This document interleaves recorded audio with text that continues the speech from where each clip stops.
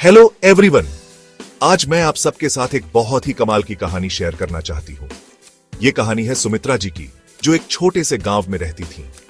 सुमित्रा जी एक साधारण महिला थीं, लेकिन उनकी सादगी और मेहनत की चर्चा पूरे गांव में होती थी।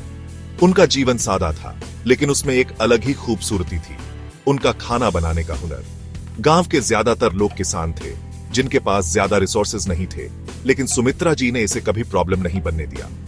अपने आंगन में उन्होंने एक छोटा सा बगीचा लगा रखा था, जहां वो तरह तरह के मसाले, सब्जियां और घी बनाने के लिए ताजा चीजें भी उगाती थीं। उनका मानना था कि सबसे अच्छा खाना फ्रेश और लोकल इंग्रेडिएंट्स से ही बनता है।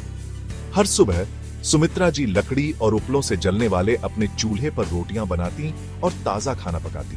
वो खाना बनाने के लिए स्पेशल बर्तन इस्तेमाल करती थी, मिट्टी के बर्तन, लोहे का तवा और मिट्टी के घड़े। सुमित्रा जी का खाना लाजवाब होता था।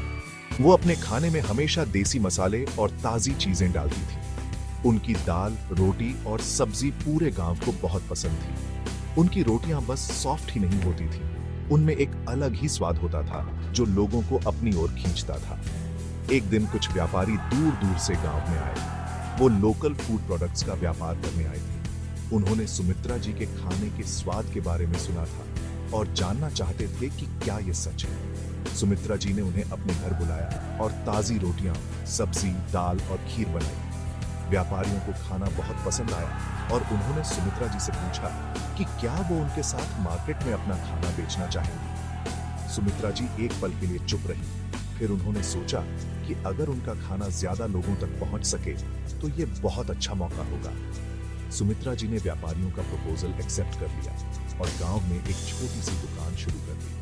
धीरे धीरे उनका खाना बहुत फेमस हो गया और दूर दूर से लोग उनकी दुकान पर खाने आने लगे। उन्होंने अपनी पूरी दुकान को एक छोटे से कैफे की तरह सजाया, जहां लोग अच्छा खाना तो एंजॉय करते ही थे, साथ ही फ्रेशनेस और शांति का भी अनुभव करते थे। सुमित्रा जी की स्ट्रगल और मेहनत एक सक्सेस स्टोरी बन गई।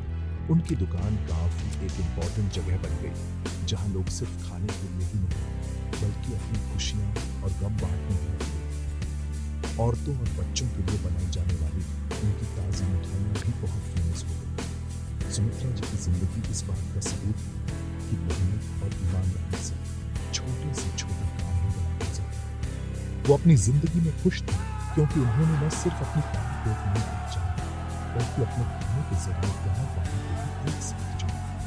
तो याद रखिए, आपकी शुरुआत कितनी भी छोटी या साधारण क्यों न हो, लगन और मेहनत से आप सुमित्रा जी की तरह बड़ा मुकाम हासिल कर सकते हैं।